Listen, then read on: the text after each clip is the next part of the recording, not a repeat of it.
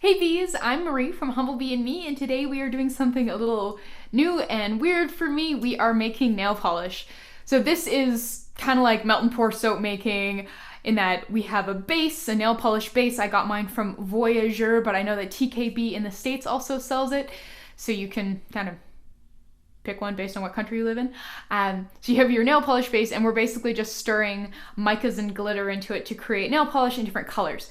So I purchased the base, I got some empty bottles, I got some little disposable plastic cups to mix everything together in, and yeah, a bunch of different micas. So this is the film that you're seeing. This is absolutely the first time me trying it, first time opening the bottle, mixing anything together, applying it, total first time experience. I will definitely say you should do this in a well-ventilated area. There is nothing natural about this nail polish base. It smells like brain cells dying. It smells, yeah, just like nail polish you would buy at the store. So definitely do this somewhere well-ventilated and, put down some newspapers or some paper towel or something, because this is a very mess-prone project, but it's also super, super fun. As you'll see, it's really easy to quickly create a ton of different colors of nail polish, and it's really easy to get really carried away and make way more nail polish than you'd ever wear in a lifetime. But yeah, you'll be happy to know I found that this stuff wears really well. At the 5-day mark, it still looks pretty good compared to a lot of the store-bought nail polish I've bought, but also, when I say like a lot of store-bought nail polish, I mean I bought 4 bottles of nail polish in the last decade. Maybe ever. So I'm hardly an expert on nail polish, but I like mixing colors together and I like making shimmery things. So yeah, let's dive in. So before we dive in, let's take a look at kind of what's here.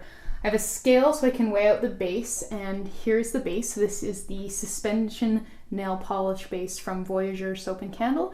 And if you're in the States, I know that TKB also sells a nail polish base, but I've never tried it because it doesn't ship to Canada.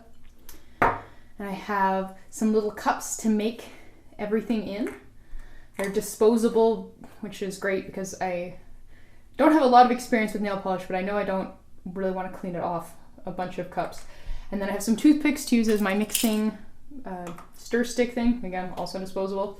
I've got some adorable little 5-gram nail polish jars and the lid. So the lids actually come in 3 pieces. So I've assembled all but one. So the brush part just kind of nestles in here. And then this kind of goes in there, and then that's that. I'm not sure I'm totally in love with these brushes. They're pretty brittle and kind of plasticky, which I guess makes sense. Nail polish bottle brushes usually are pretty cheap, but I'm bad enough at applying nail polish, so I'm not sure that these little brushes are going to help my case at all. So I'm just going to measure out one portion of base at a time, because nail polish base is something that's designed to dry quickly, so it seems like measuring it all out ahead of time is probably not a great idea. So this is a scale from Smartway, and it is accurate to 2 decimal points, which I love. All right, so I'm just gonna give this a shake, and let's weigh out 5 grams. Close enough. So that's actually pretty easy to pour. The viscosity means that it doesn't, you can just get a nice even stream. It definitely smells like nail polish, no doubt about that. I'm just gonna put this aside. Some other things that I have some paper towel for cleaning up messes. I have my notebook here so I can write down what I'm doing. And I have a ton of micas. So I think, let's see here. What should I do first? How about some of this beautiful coral reef blue with some of this beautiful sort of mermaidy shimmer? Maybe a touch of these? Yeah, sure, why not? We'll go full on shimmer sparkle. So I need to include, according to Voyageur at least, from their recipes they have on their website, approximately 1/8 of a teaspoon of pigment. So that's 1 of these, 2 of these, 4 of these, or 8 of these. So I think I'll probably work mostly with this one so that I have 4 to work with. That seems like seems doable. Let's see here, let's do 2 of the coral reef blue and see how that looks.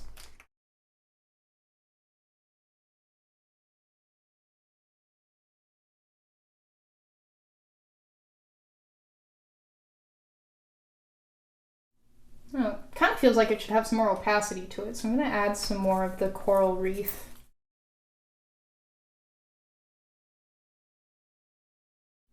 Interesting. Okay, well, I'm going to pour this in here. See how the pouring carries over. I can pinch these little cups fairly well, so let's see how my aim is. Oh, hey, yeah!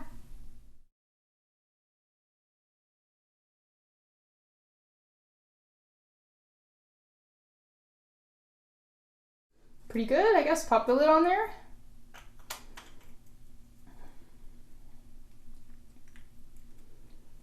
There's one down. Now, what do you say we move in closer for the next one? So I figure for this one, I'll do kind of a red. So Ivan over at Humblebee sent me a sample of some new micas here. There's a bunch of them. But this one, this sangria, looks beautiful. And it's really quite close to this glitter Bordeaux from TKB, but this one is a lot more glittery, whereas this one's a lot more shimmery, so I feel like a blend of the two should be lovely. So I'm going to just do equal parts.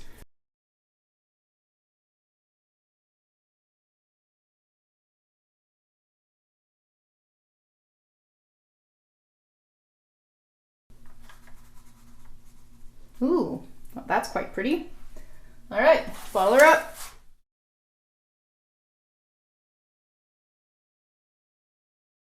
For this one, I want to play with darker mica. So this is one from TKB called After Twilight. And let's try sort of 1/16 of a teaspoon of this and see what it looks like and go from there.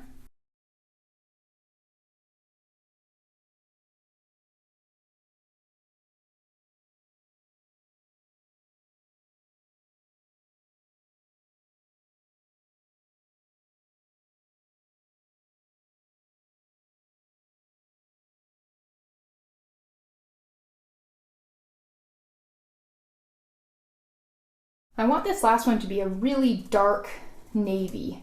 So I'm going to do 3 30-seconds of a teaspoon of this dark sapphire from Humblebee and 1 32nd of this Davies gray.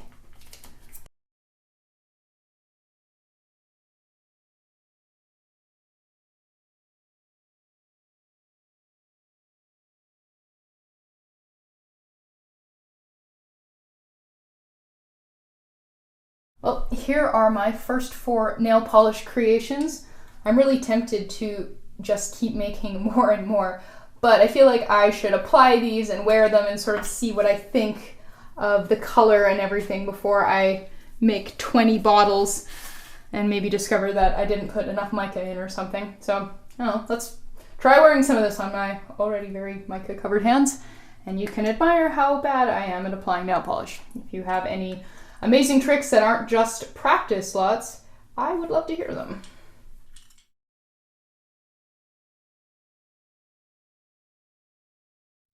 Okay, so my first kind of impressions here are that the pigment's not maybe as high as I'd like. I don't know, maybe I'm just lazy and I don't want to do 2 coats if at all possible, but it's not a bad color punch. Maybe next time I'll just do more, or I'll even experiment with pre-grinding some pure pigments like some iron oxides or some carmine or some chromium oxides and work with those. I'm also really curious, about what would happen if I put silica in a nail polish and colored it with powdered pigments, because I think that would give me matte nail polish, which is a look I actually quite like. All right, well, that red turned out pretty well.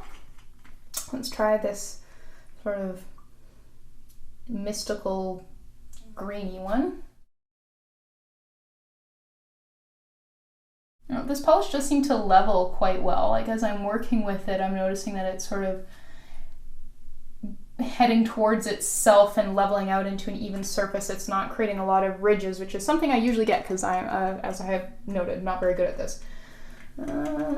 And let's do some of this last one, this bluish one. Oh, this brush is a little stiff.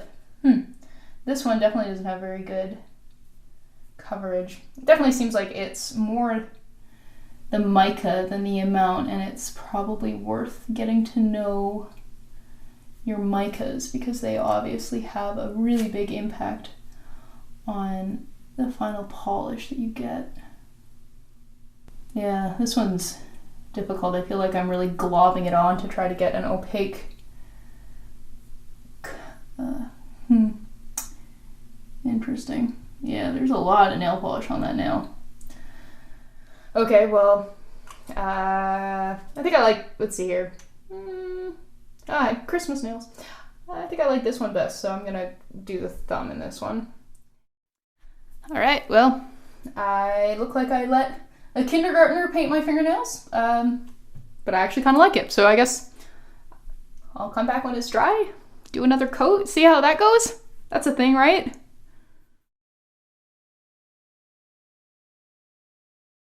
Okay, so time for coat number 2. Coat number 1 seemed to dry pretty quickly. I mean, I'm no nail polish expert, but it didn't take absolutely ages. And yes, I did sneak in and do my other hand in the red one, and I did it without you watching, because if you think I am bad with nail polish when I'm using my dominant hand, the non-dominant side is kind of terrifying.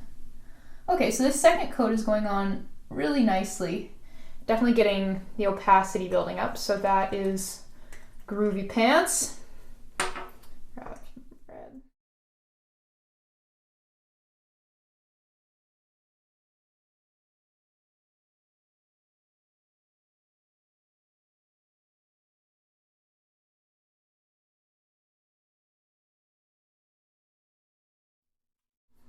Alright, so I'm gonna let that dry, and then I'll put on a top coat. The top coat is just one that I bought at Sally's. I don't remember what it is. I'll put it in the description box below. I'm not really sure if it's any good, but I know basically nothing about nail polish, so that's not really saying much. So yeah, I'm gonna let this dry and kind of see how it does over the next couple days, and I will report back.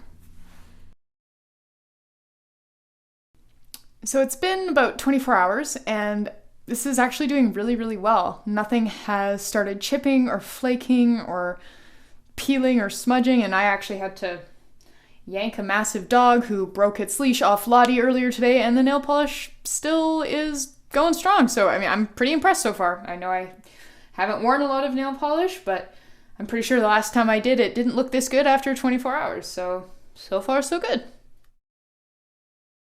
All right, so now it's been about 3 days, so about 72 hours, and I'm crazy impressed with how well this stuff is wearing. I am starting to notice a little bit of rub off right around the tips of the fingers, but it's really, really subtle. And I have one little chip, just this little like basically imperceptible thing happening over here.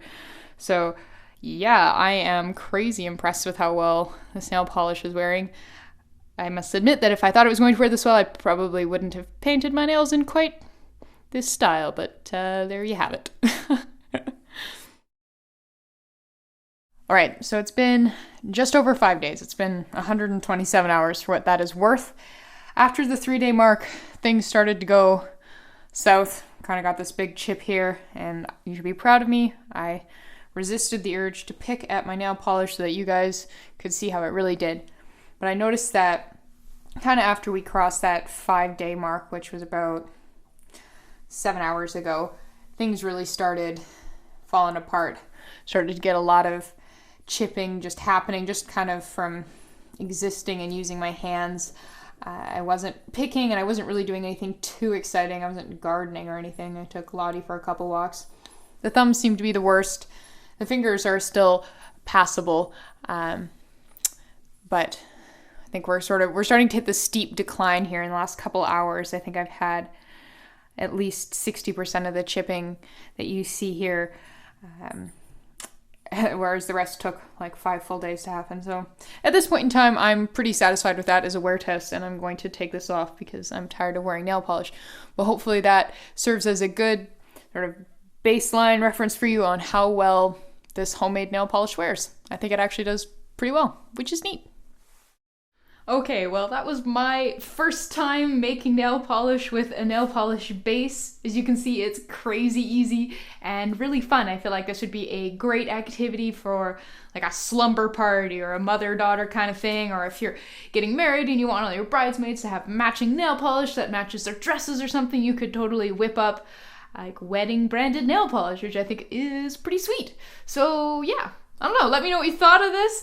Let me know if you're gonna try it. It is pretty fun and just like a really awesome, quick little DIY whip up. So yeah.